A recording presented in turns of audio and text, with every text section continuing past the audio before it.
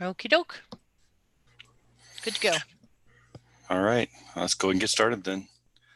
Hello, everybody. Thank you all for coming. I appreciate you all taking the time out today to come to this special webinar series. This is a webinar series put together by the Graphic Novels and Comics Roundtable, the Intellectual Freedom Roundtable, and Image Comics for Banned Books Week. This week, September 22nd to 28th, the theme, as you can see there on the screen, is Censorship Leaves Us in the Dark, Keep the Light On. Today's webinar topic is banned books and civil rights.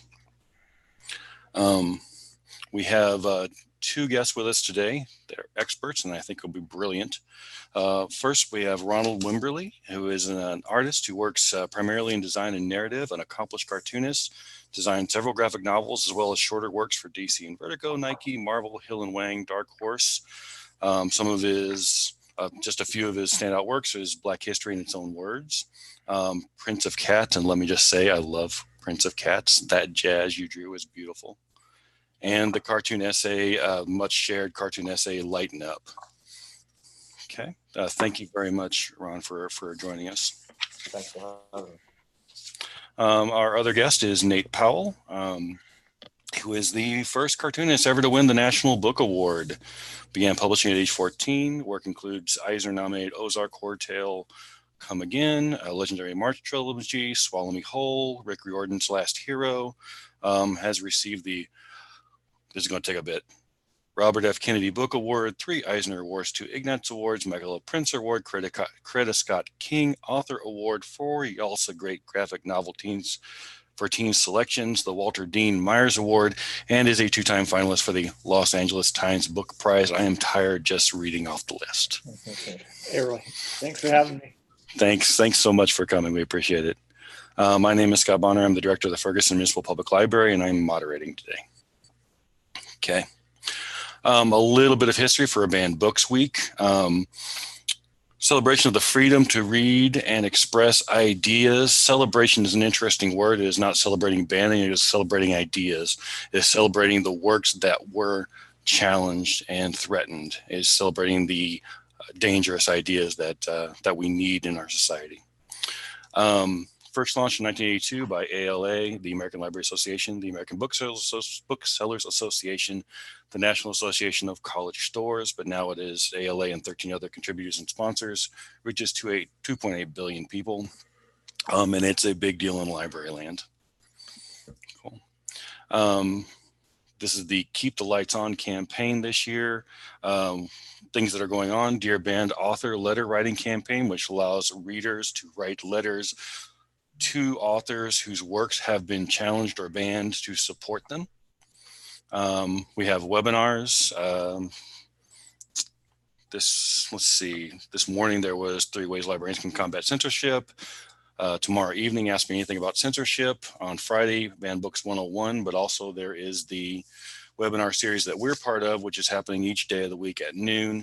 On Monday, they had historical voices as a topic. On Tuesday was banned people and post-colonial narratives. Today is banned books and civil rights, of course. Tomorrow will be LGBTQ challenges. And Friday will be access issues, privatization, and gatekeeping. Check out the ALA website for promotional materials. Banned Books Week has for like free downloads, which are basically just kind of like things you can put out in the library, public spaces to make people aware of Banned Books Week. And then there's a Celebrating Banned Books Week Facebook group. Further resources. One of the things that ALA, or the Office of Intellectual Freedom, does is track attempts to ban, censorship attempts, because so many of them happen behind the scenes and we never hear about them. And so they do their best to keep some kind of record of that. And there's the URL for that. Banned Books website, Week website, Intellectual Freedom Roundtable links, Graphic Novels and Comics Roundtable links. You can see them right there. The LA Graphic Novel and Comics Roundtable, primary sponsor, and they did a lot of the heavy lifting and really put this thing together. Dedicated to supporting library staff in all aspects of engaging with graphic novels and comics, collection development, programming, advocacy. There are their links there. Intellectual Freedom Roundtable provides a forum for discussion of activities, programs, and problems in intellectual freedom of libraries and librarians. That's the angle that I come at it from because I'm part of the IFRT, defending intellectual freedom in general.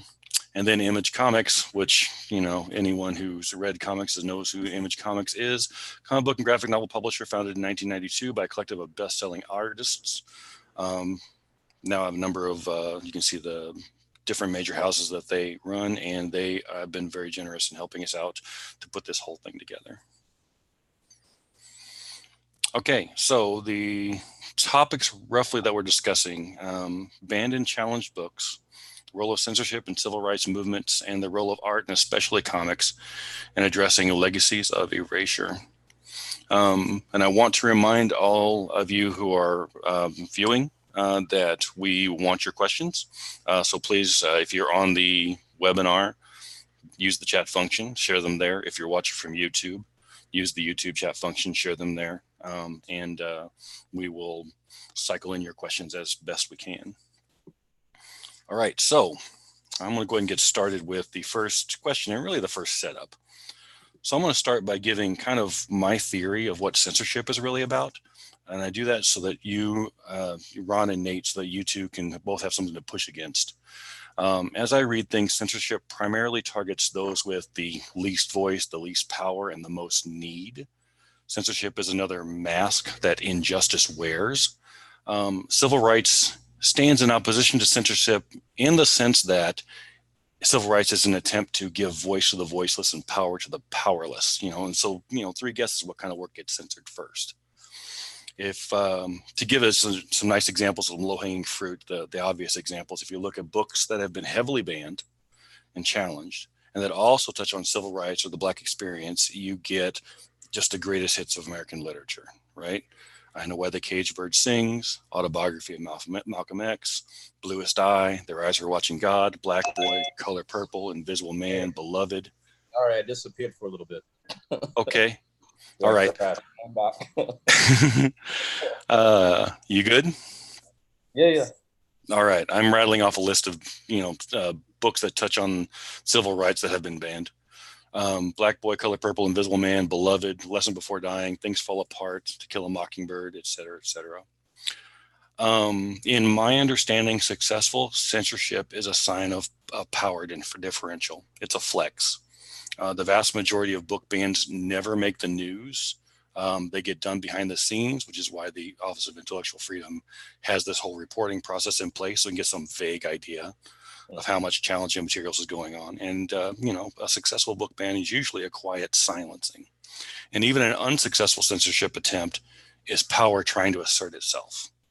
So now that I have loaded the question as much as I reasonably can, what is it for each of you do you think about the works like those that I listed above that pulls the attention and the effort of those who want to censor? And please do feel free to push back against my framing. I think maybe in line with what you're saying, banning books, I don't know, for me always calls attention to the ability to ban books. Like, so the being in a position where you get to sanction what people can or cannot read, you know, like which points to the fact that you have, you know, I'm getting a freeze out. Global. So in that sense, the last thing you said didn't come through to me.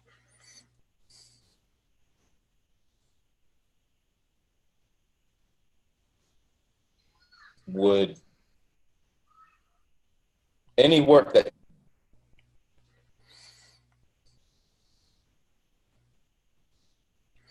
be a threat from it? Oh yeah, we're getting lag. I missed most of what you said, I think, Ron. Oh, I'm sorry, man. Yeah. Long story short, yeah. Critiquing the power that also has the power to decide what a society can read. will obviously draw some sort of an aggression or antagonism from that power, is essentially what I said. Sorry. Nicely phrased. You have anything to add on that, Nate? Yeah, I guess the only thing I could add on top of that is I think before you get to a level of explicit pushback, I think the sentiment underlying a lot of this simply comes from comfort zones being challenged. And I think that's before you have policy or before you have actions being put into effect, even before you have complaints being aired.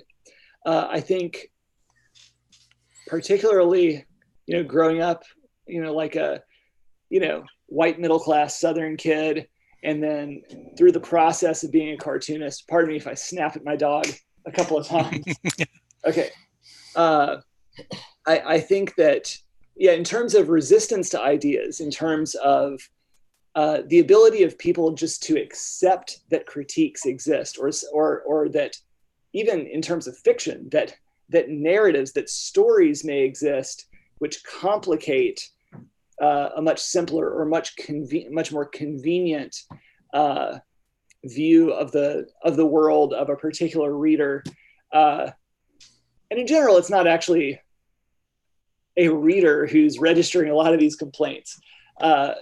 I've found, and I'm sure we'll get into this later, but the pre-censorship complaints that I've been aware of in some of my own work has to do with folks who are unfamiliar with the books that they're actually complaining about, who haven't read them, but it's a general awareness that there is something which sort of upsets a dominant narrative, or often what is sort of like a kind of narrative that's accepted in consensus, or is perceived to be accepted in consensus.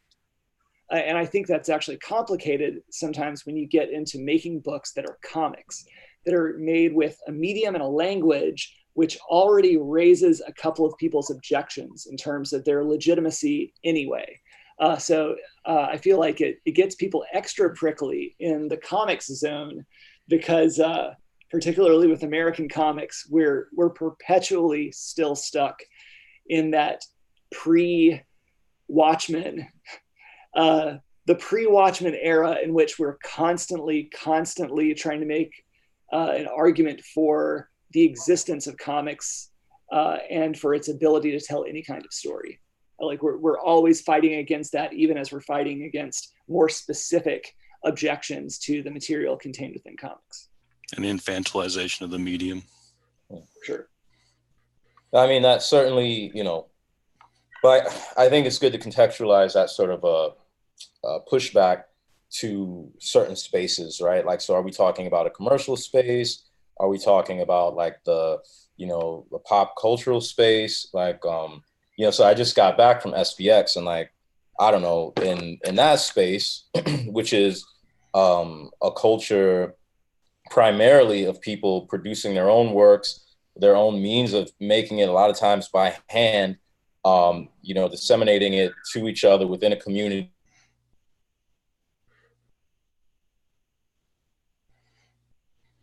It could be explicit, politically radical. And even now, like maybe in the wider book market, I feel like you see a greater recognition and desire for works that aren't necessarily trapped in that sort of like, I guess he was, I don't know, pre-Watchmen, but like the trials they had back in, what was that, the 50s? Like sort of right. Comics code and all that. Yeah. So I don't want to say, I think it's like, it's like contextualizing the space, and I think the relationship to the power of what's being made and how it's framed is important. So like if you're at SPX or TCAF, or like you're, going to like, like a small comics fair or an art book fair, you may find like a completely different relationship to the medium than you might find, say, in pop culture in general, or I don't know, what we used to call squares. You know, like Right. I think, yeah. And squares, I mean, that's where the banning happens, right? Like you want to, like you said, you want to control the dominant narrative, because the dominant narrative legitimizes like the position to one group or a group to decide like what is appropriate and like who should have a voice and who shouldn't have a voice. No? I'm with you. Yeah. Yeah. And also, I guess to sort of get this out of the way, with what you're talking about, the scale of certain communities or certain pockets of the industry,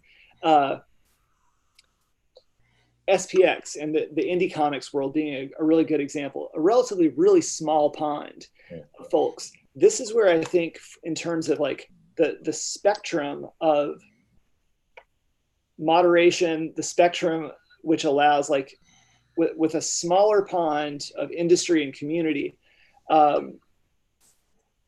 you know, there's a lot to be said against and a lot to consider when it comes to acts of like being receptive to certain kinds of criticism and self-censoring or whatever. But I feel like the smaller a market gets, the smaller a community gets, the more validity there is to this idea of, this is a very cynical term, but like letting the market speak. But it's, I mean, I don't mean market in that literal sense, but I mean like reading the temperature in the room works a lot better, I think, in a smaller, more tightly knit community. And a creator's response to that kind of criticism, I think, takes on a different flavor than, as you're bringing up, like the muggles out in the world at large being, you know, generally the instigators of calls for censorship or recall, and having to deal with folks who are entirely outside of not only the creative community, but even that smaller corner of the industry which we are involved in. Yeah, I mean, a lot of them aren't beholden to the market, right? Like, so a lot of the work that they're doing, you know, for better or worse, you know, some people, you know, you have your Fantagraphics, you have like, you know, some larger publishers in that space, but then you have like a vast majority of them aren't necessarily economically, the production of their work isn't tied to how well they do in a greater market. And it's interesting to think about that in relationship to like a lot of the books that were in that. You choked out again. Readership in relationship to, just briefly. I think you're good. Okay. Yeah. How big is that? How, you know, so some of those books on the list, or a lot of those books on the list, are from like the Black arts movement. It's like, you know, early 20th century Black literature. It's interesting to think of, well, how big is that market in relationship to the mass market? Were these authors making work for the mass market? Were they making it for a Black readership? Were they making it for like a particular type of intellectual, probably minority, you know? And it's interesting to think like, who were these authors beholden to? And does that speak to the type of censorship or criticism they got from power? Or no? Does that make any sense? I hear you. Yeah. Well, it's hard to, I mean, if you don't mind me poking in here real quick, it's hard to, you have to read the minds of the people that are banning, because they never ban, they never state what they're banning about. It's because it has cuss words in it. It's because it uses the N-word. It's because it does this, and because it does that. That's why you're complaining against it, even though it's always books that express the view, express the voices that the status quo don't want to have expressed, that are doing it. So I think you end up having to do mind reading to figure out exactly why the banners want to ban, because they're not quite direct about it. Until you, like, you know, in the modern world, you can go onto, you know, message boards and see what their background conversation looks like. And then it's like, oh, okay. Now I see exactly where you're coming from. Not like we had any doubts before, but. I have another, I guess early on in doing the March Trilogy, this might have been like summer 2014. This is a really illuminating kind of local situation. There was no news about it or anything. This was sort of a wake-up call, number one, for me, that a large number of complaints and attempts at censorship go unreported. But it was also, more importantly, illuminating to me in showing the degrees of risk being traveled by the other kind of gatekeepers, the librarians, the teachers, the bookstore owners, not only the work that they do to, make books visible, available, and allow them to pick up steam, but the incremental levels of risk along the way, depending on who you are, where you work, or where you teach, and what's important to you. So I feel like prior to March Book One, I'd spent my whole cartooning life being almost intentionally ignorant of the potential readership of my book, of who those people might be, where they might be coming from, what they might care about, know, not know, etc. And it sort of made me take a lot of things for granted very early on in terms of packaging a lot of the history and the script within March. And I had to sort of reprogram or deprogram a lot of my assumptions about where people were coming from as potential readers. But in August 2014, my local comic shop owner, I went in to get some comics. He was like, "Oh yeah, this middle school librarian came up to town from a couple counties south of here, and I live in South Central Indiana in a little kind of college town surrounded by a bunch of very much not college towns. But this middle school librarian was there, I guess, 3 days in a row, stopping by, picking out books to stock up for in the school library. And by the end of day two, according to my store owner, he was like, "Oh, this librarian hasn't said a word about March. I'm trying to give the benefit of the doubt, but this seems kind of like a no-brainer for what she's going for her library." So on day three, he was like, "Oh, have you heard of this book series that's going on or whatever?" And she's like, "Let me stop you right there." And she got really serious, but she's like, "If I get that book and put it in my library, I will get enough parental complaints that I may lose my job." And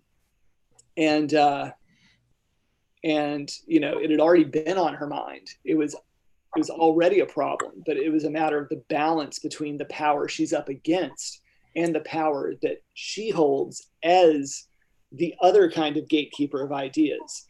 That moment really made me respect and understand a lot more of that incremental risk being taken on your side of the screen, really. But also the quiet wars that happen that not only go unreported, but it doesn't even matter if a lot of these challenges make their way to a ban or to a news story. A lot of it really is, people fearing consequence for their choice as a teacher, as a librarian, as a bookstore owner. Yeah, absolutely. And the ethics of librarianship are all about making these works available and not giving in to that kind of thing. And IFRT is all about giving people the tools to not give into that kind of thing. And they have to be that way because the pressure is huge. I've been involved in a couple of attempted bans, hard bans and soft bans, as we call it in the profession, and it can be overwhelming and terrifying whenever you're the one that's like trying to defend an idea against everyone who has control over you. So, or when there's a big public outcry, because you know what public outcry means, that public conversation is going to go wildly out of control. The librarian usually has very little say in what that public conversation is and how the powers that be will respond to that public conversation. And they're never responding to the work. It's not the work. It's always the conversation around the work. I have a question. for the panelists. How do you think, in relation to sort of like institutional censorship, we talked about the market. Like, what do you think about the market and its role in censorship? I'm not sure, and like right now, I'm thinking about that a lot because I'm like currently pitching a book that has to do with raising kids in an era of necessary protest, and it's very interesting to do this in a time where things are changing very rapidly, things are very unsure, but I've noticed, in terms of spreading these ideas from within the industry, people whose jobs it is to think about how to promote and sell a book and the ability of a book to do that. I guess this is where I adhere to a stricter definition of censorship, but loosely, this is where like the kinds of self-censoring thoughts are really just like, I feel like sometimes within the book industry, people whose responsibility it is to like curate and make available, books within the market to be read and consumed by people. It's not casting blame on any gatekeeping that they might be doing, but I think a lot of it is beholden to their own perspective on what the implications or relevance of the ideas you're putting forth may be. So like I've tried to structure this book in a way that's avoiding a lot of the major pitfalls in terms of like naming a lot of people by name. Like some of this has to do with like, I don't feel this is self-censorship. These are just like writing decisions and editorial decisions. And a lot of it is trying to avoid the pitfalls of being ranty about my ideas. But it is interesting because a lot of it is, sometimes it's received within the industry as, people are looking for something to fall into a cleanly defined avenue of communication. And particularly when it's charged with whether it's politically, like when it involves politically charged history or politically charged commentary, you can just really sense the willingness to pass on things or the willingness to kind of sit this out and see if the social and political state of our world, further down the line will be more receptive to it. I don't view that as like self-censorship or even like fear of any kind. But I think that before something even gets out to the market, I think a lot of thoughts, both personal and political, that find their ways into books are constantly being processed by finding the most convenient placement in the market possible. I mean, how would that change if you controlled, if you controlled printing and distribution, or if there were venues wherein you could just, all of a sudden have those controversial ideas or those ideas that you might be somewhat careful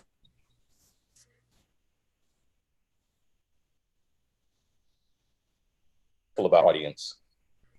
I think that I've been thinking about this a lot, simply because like I come from a self-publishing background, and there's always this part of me where I'm like, it's always a matter of capital, but like if I had the money to get this thing printed, like I could just go back to my roots and make 2,000 to 5,000 copies of this thing. And yes, it would certainly free me to the extreme in terms of saying what I want to say exactly the way that I want to say it, but also it's sort of like pre-tempering my own expectations by the fact that like I don't have time to like try to actually push the book out as far as I can. I'm relatively limited by like I haven't been self-publishing in 15 years, so I'm limited by being out of touch with a lot of the ways of effectively getting a self-published book out. But on the other hand, by going through an established publisher, that's not a problem. But it's also true that it doesn't necessarily mean you're going to sell any more books. by going through another publisher. And there are great success stories, especially within comics, in terms of people handling self-published projects very well. A lot of it is just a matter of time and convenience, and I'd really rather just be writing and drawing the books. But I mean, yeah, you're right. I may not even necessarily take a hit if I were to self-publish something like that instead, especially given that these smaller circuits of the comics community, book festivals, and showing up lower on the radar in other ways. Yeah, and I'm particularly thinking about how that may affect your decision about what you're going to produce, you know, like how the market affects what you will produce and the market forces affects what you will produce. So like thinking that in the case of something like, I don't know, some of these works, when the market actually does get behind a controversial idea, then we get like institutional censorship. You know, like if there's a, you know, when the market and the and institutional power aren't like kind of marching in step, then there's sort of that dissonance. But also thinking about how either of those two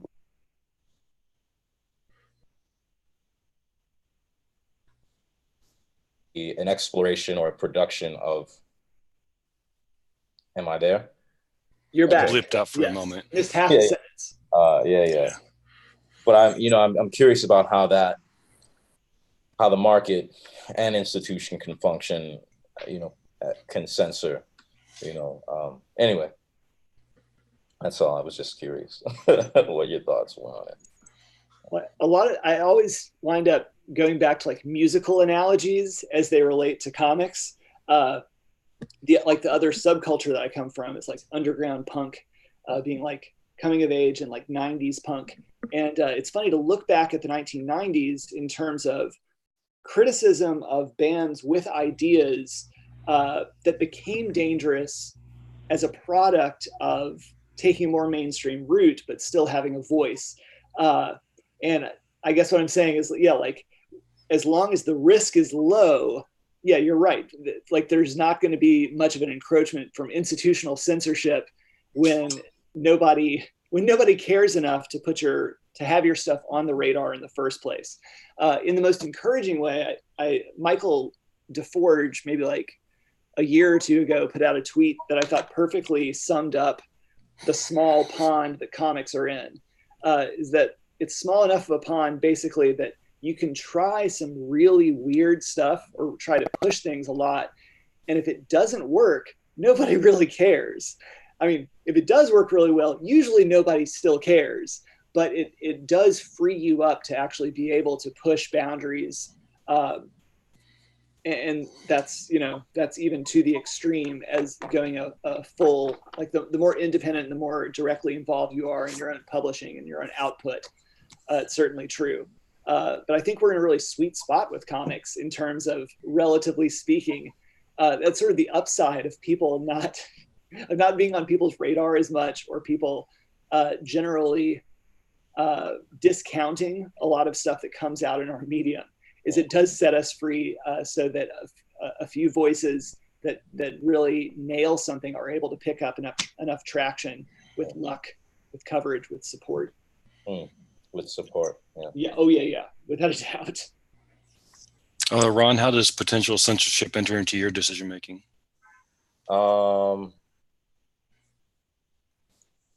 That's tough. I don't really think about it. I gotta be honest. Like,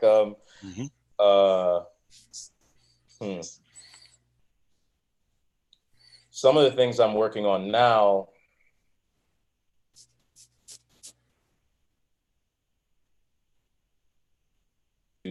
or you know what I mean? Like I'm like I'll get it when I get it. You know what I mean? Yeah. And then, you know, like I'll see what I can get away with. You know what I mean? Like I don't, you know, maybe I'll send something by my lawyer. Like recently I've been thinking, well, I like that community, the small community, so much that like, I'm like, well, how can I, you know, my personal economics, can I make enough money doing other things where I can like create art, you that functions in the way that it needs to, you know, that has that amount of creative freedom, and like just put it out in the street. Like, I don't know, some of my, you know, like I think about hip hop, I think about like jazz, like, yeah, I think about punk, and I think about like the amount of work that people did, you know, to, you know, like a market censorship could also, so an example of market censorship could be like an enclosure around like intellectual property, right? Like say like a folk song, or like a, you know, some idea. You froze again.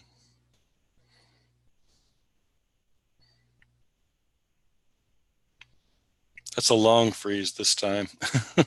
I can jump in during this freeze. Okay. If that's all right.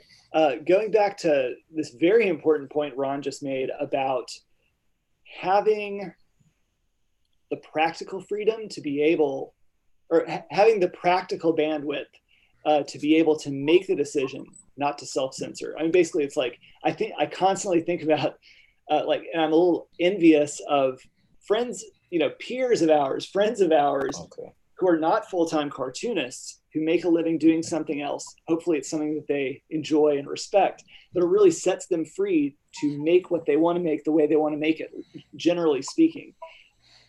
I never thought I'd be able to be a full-time cartoonist, and I've been one for 10 years now, but it also comes at a price. And a lot of that has to do with, you know, there are other practical considerations, but a lot of it has to do with like putting everything like that this house of cards is built on the ability of your book to stay on shelves, well, to get on shelves in the first place, to stay on shelves. And I don't know, it's and I have 2 kids now. And so with each kid, like that pressure and sort of anxiety in the background grows a little bit each time. We're like, got to keep the house of cards up, got to keep doing these comics, or I got to get my day job back. And so as the years go by, yeah, I get more envious in a specific way for my friends who don't have that layer of who don't have to have that layer of consideration over the work they make. And I miss it sometimes. Ron, Yeah. you froze so hard that we had to continue. Yeah, I saw. Yeah. You were saying intellectual property, building a fence. Stop. Yeah. Like so going back to music, right? Like if I don't know, like if a lot of early hip hop acts, or like, you know, even at the formation of jazz, if they were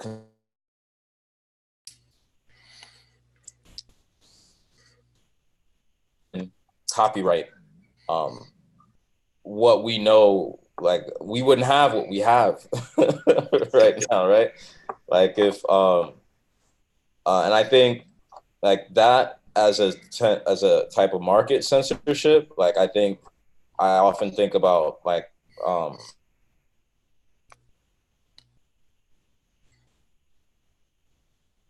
censorship.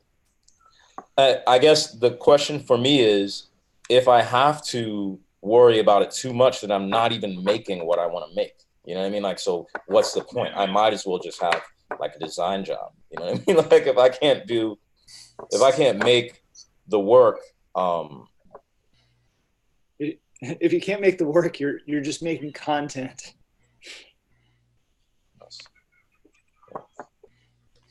I mean, it's one thing if it's work, right? Like, so I didn't cultivate my abilities, you know, in terms of comic making and cartooning,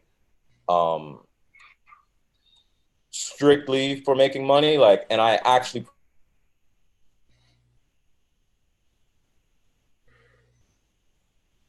for animation or something. Like, when it comes to comics, like, or like, yeah, you know, I could have just really pushed and tried to work for Marvel, you know, or kept doing stuff for DC and Vertigo or whatever. Like, and the reason why I don't work for them is because, like,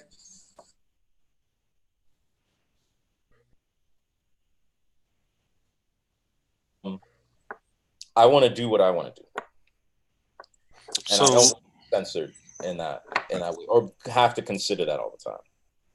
Right. So let me pull back to a wider view and say, why, this is kind of an obvious question, I guess. Why graphic novels? Why visual arts? What does the graphic novel format offer for conveying the messages of, or history of, civil rights in particular? Go ahead, Ron. No. I was going to ask if you could repeat the question. I'm sorry. Yeah. What's the value of graphic novels specifically, or visual art specifically, in conveying the messages or the history of civil rights? What do they add that text doesn't, or that video doesn't? For me, I found that, like, a lot of this has to do with confronting my own assumption of a certain baseline of familiarity with the history itself. And a lot of that was just the product of, like, growing up in the South with baby boomer Southern parents and absorbing enough of a super basic knowledge that it actually took a lot of the work in the books to confront how many assumptions I had. And once I started to confront those, I don't know, like going into doing March, my number one worry in terms of how to tackle this narrative in comics was that I knew, and I know Andrew was concerned as well, about, you know, a very fine line separating the account that we wanted to make with being like just a super dry nonfiction history comic. And we all know what those look like, and we all know what it's like to read those. And so there was a personal, you know, like there's a pitfall we could see in the distance, or even like right there. And we knew it was our job not to fall into that pit. But a lot of that, I think, goes along with the fact that,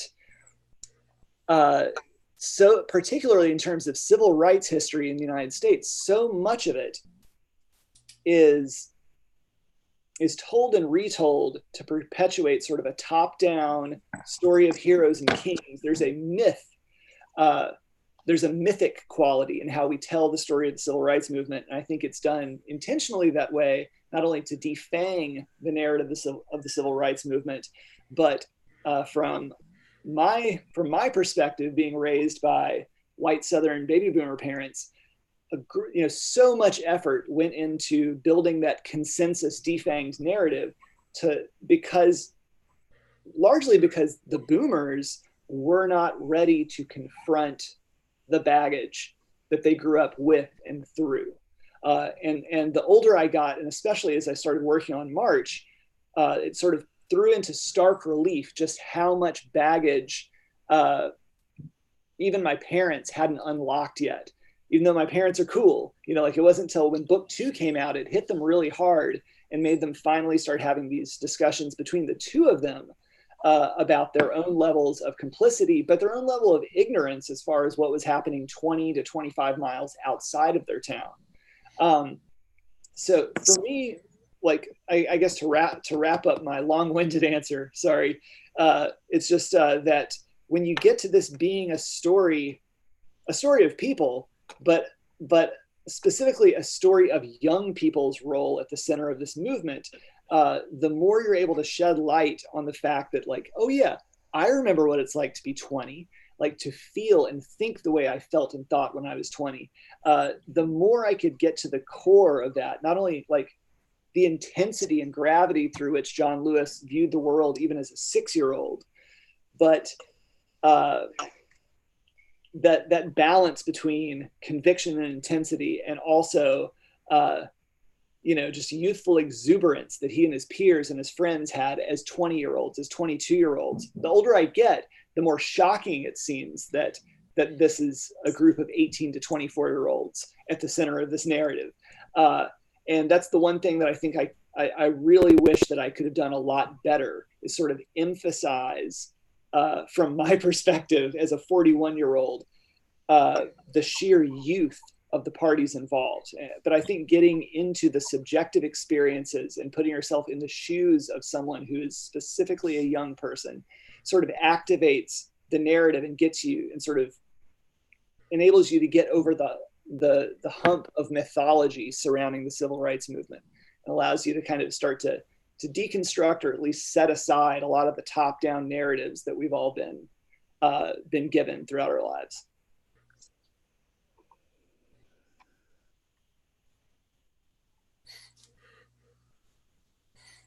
Ron, do you have anything to add about what the graphic novels, visual arts bring to it? Yeah, I don't know. I feel like we're so early on.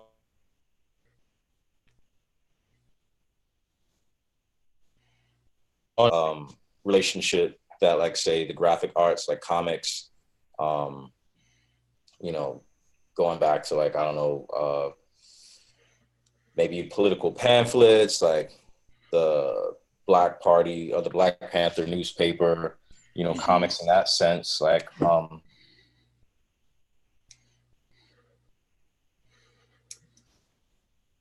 in the day too, like way back in the day, like they've been useful for kind of like disseminating information. But for me, and in terms of my practice, I don't know, Black history in its own words is just,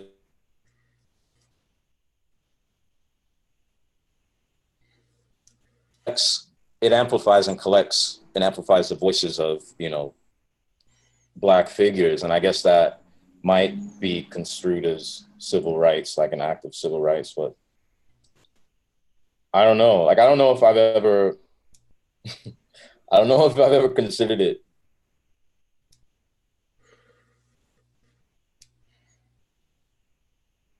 I would produce, if it were overtly political, maybe seen in that light, but it may be antagonistic to even the idea of, the civil structures that we're asking for rights within. The living of your life is it. If my work has a... Oh, you go for it. Yeah. So, I mean, so it's an interesting question, but I'm not sure how much I have to add to it. I think you already did. I think related to what you're just saying, like, one thing that has struck me as challenges to March specifically have arisen occasionally, is that as a work of history, but also as a first-person memoir, it's interesting that each time a challenge is raised, it sort of brings up that during the creative process and really during the existence of these books as a historical account, on its face, what has become, what was initially jarring and kind of shocking, and now is really just an indicator of what a precipice we're at as a society, is the fact that on its face, this is a personal and historical account, which is rather uncontroversial, or should be rather uncontroversial. And I think it's sort of stoked by the medium, by the fact that we're functioning as history, and in a couple of cases contributing to the historical record for the first time, or correcting the historical record, yet we're a comic. But the fact that, like, I mean, even if you, the relatively moderate tone and even tepid nature of the first book compared to 2 and 3, and how much lower this is in terms of intensity, physical violence, and violence in language, the fact that none of that seemed to matter, that what was at the core of so many objections was, in fact, well, not just the history, but yeah, it's people's lives, their quest, their struggle, and the fact of people's existence. I think the fact of people's existence and struggle being aired became the fuel for opposition against the work. And I guess to me, it was jarring because, in a nutshell, I had slightly higher expectations of the broader public. Then again, as we've said before, most of these objections, these aren't necessarily coming from people who are readers of the material itself. We've got about 10 minutes left, so I want to encourage the people that are watching to throw out their questions so we can, once they surface out, then we'll ask them out. In the meantime, next question for me is how long before civil rights activists and their work can show up in graphic form, and how long before it comes up in a way that shares their stories, the stories of the activists? I'm thinking, for example, who is writing about border camps now, and how long before the activists working down there will be given voice? Well, this is also kind of a shift in the way we've been making comics this decade. Like we're very lucky that we have outlets like the Nib, Popula. We have the ability to, even within our own cartoonist structure, we have the ability to publish online comics with like a 1 week turnaround or even shorter. It has been really interesting, especially since 2014, to kind of see fellow cartoonists who are peers and friends of ours be able to get in the ring as day-to-day, more or less editorial cartoonists, but working within multi-paneled comic structures. And a lot of that is, thanks to technological developments and new platforms. But I'm not really much of a webcomics reader. So in terms of print comics and in terms of how things are showing, in terms of things being in bookstores, libraries, classrooms, I don't have an answer for that either. It depends on the person who's providing, what their angle is, what the interest is, what's going to be expressed. I don't know. I don't think we haven't seen the answer to that question yet. I think so. In my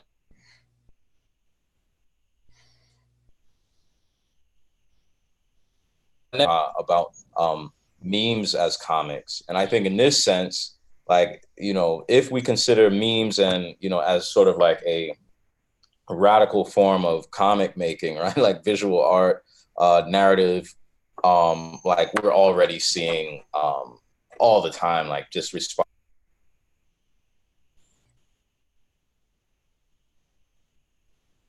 civil rights violations, but also maybe like just things that are completely mundane. So I think in that sense, maybe comics publishing as it exists for us, maybe not so much, but I think in that sense, certainly it's already happening.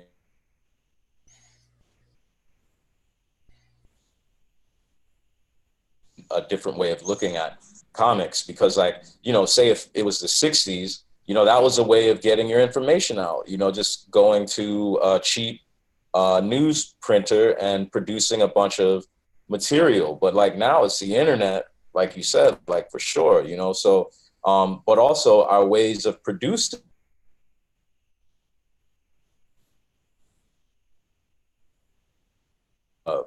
to get out to the world.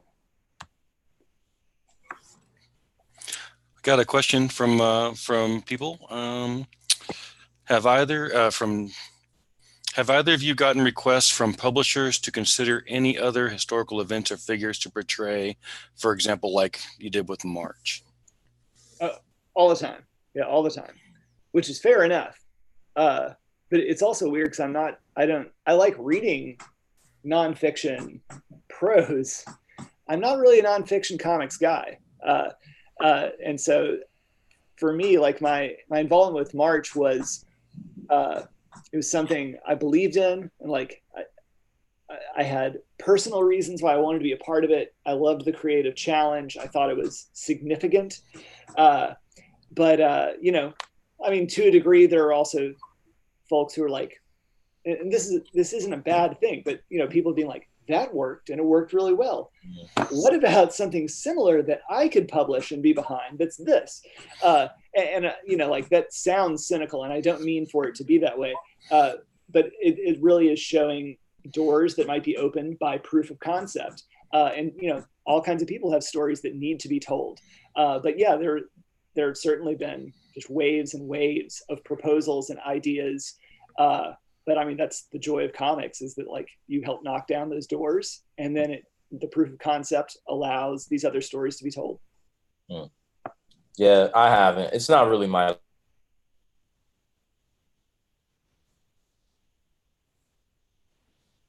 People have ideas. Like, I think that's the nature of being a cartoonist. Like, a lot of people have ideas, like, of all types, you know, particularly if they can't draw. Like, they have ideas for you to draw, you know, like, yeah. But so yes, and usually I say no. Well, always I say no. I've got another question for you, and if maybe the last question, unless we get some more from the crowd. That is that when you create works around history or around politics or around social change, you also open yourself up to criticism from those who don't agree on the facts, don't agree on how to interpret them. Thinking about that criticism, this is just a pure art, you know, creator question. How do you choose what to emphasize in a given scene or a given image? I'm thinking, do you do accurate details? Do you do general context? Do you try to convey emotional heft? Because you're getting a different kind of criticism coming at you. I guess what I'd say about this is, through the process of doing the 3 March books, in terms of, like, the historical narrative, the content that's in March Book 1, which really, you know, it culminates with the first major victory in the Nashville sit-in movement.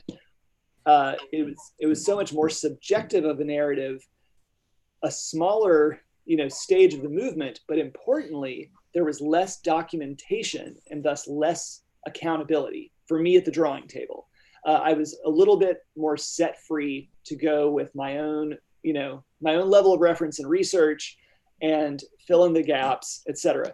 Now, as March picked up steam, obviously more eyes are on it, more criticism is on it, but this is also the story, importantly, the story of the movement is the story of interactions between activists and media coverage working in tandem to get this truth into living rooms all across the country.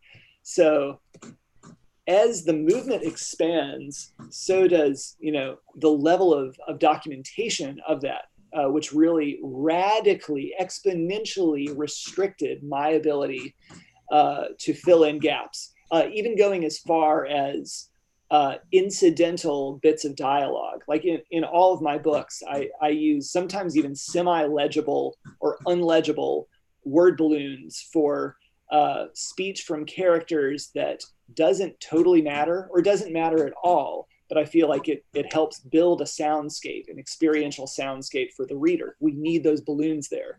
But at a certain point, by the end of March Book 2, I remember Andrew and Lee being like, here's the thing, man, somehow we made it and we're being taught as history in history books. Like, you may think that, like, incidental word balloons don't matter, but if we don't know that somebody said something, we can't put it in the book.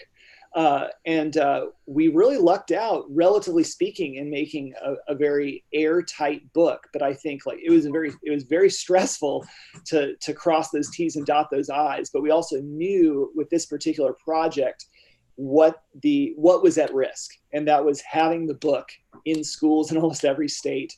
And more important than that, like, if March is the preeminent means by which a younger generation is learning the history of the civil rights movement, in being able to discredit March as that means, it serves the larger purpose of discrediting the history itself. And I wasn't anticipating being in a position in which these books were, you know, in that position. And yet that's that was incontestably what became the risk as 2016 moved into 2017.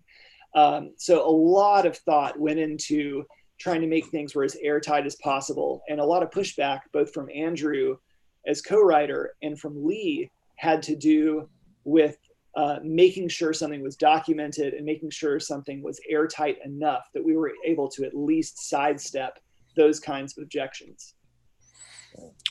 Ron, how are you making those decisions with like the pieces that you did for Black History in Its Own Words, or more obliquely like the scenes in Prince of Cats? That's pretty, yeah, that's pretty simple. You know, a lot of times it's like a matter of public record, like publications, sometimes like, you know, leaning on the journalistic practices of like the publications that originally, you know, that I'm citing for that. Mm-hmm.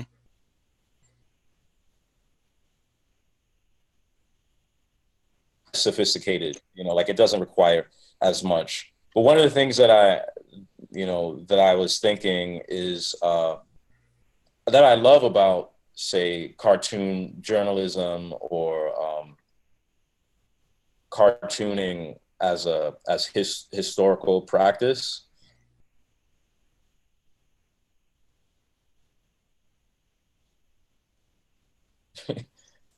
Calls into question or calls into attention the very, like a nature of history and recording history, which is like historical subjectivity, right? Like your position, what you choose to show, what you choose to record.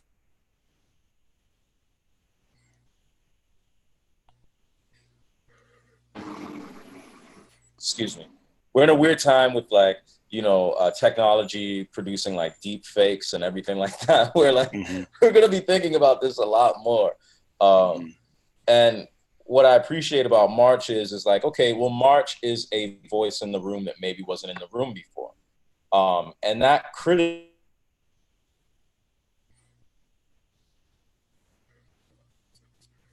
or, you know, historical work is criticism that can be aimed in the opposite direction, you know, and then we can have a dialectic around like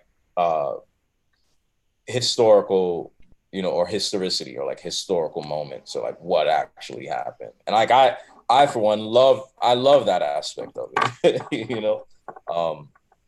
But for me, it wasn't as big a deal. Like a lot of the people, some people weren't alive anymore, but like a lot of the people are alive. Like, you know, in some cases, although we do have deep fakes, there may be video of them making these quotes, you know. But like I said, you know. Yeah, it's past time to close up. So what I want to go do is round up. Ron Wimberly, thank you very, very much for being part of this. What do you want to tell everyone about that you're working on, or now, or what you want to draw attention to? Anything at all? I'm debuting my next newspaper, Lab Magazine. It's like a cartoon newspaper, deals with aesthetics, like sort of, it's a comics newspaper as like critical dialectic around pop culture aesthetics. I'll have that at Mice, like I'll be at Comic Arts Brooklyn, and yeah, keep an eye out for that. And like you can check me on my Instagram, Ronald Wimberly. I'm easy enough to find on the internet. Awesome. Yeah. Nate Powell, thank you so much as well. What do you want to tell everyone about that you're working on or want to draw attention to? Well, I guess in November, I've got a new book coming out with a writer named Van Jensen. It's called Two Dead, TWO. It takes place in my hometown of Little Rock in the mid 40s. And it's sort of it's based on, part of it is a true crime, like hard-boiled detective drama, but really it's about like the twin traumas of pre-diagnosis PTSD from World War II, and then, you know, a hyper-segregated city in the Jim Crow South, but the twin traumas of sort of the reconsolidating of racial and sexual inequality in the immediate aftermath of World War II. So that'll be out in November. Sounds good. You guys are both awesome. Thank you so very much. And thanks to everyone who joined us today to listen in. Appreciate it. Thanks, y'all. Thanks to IFRT. Thanks to Graphic Novel Roundtable. Thanks to Image Comics. Cool. Thanks, y'all. Thanks. You guys are great. Appreciate it.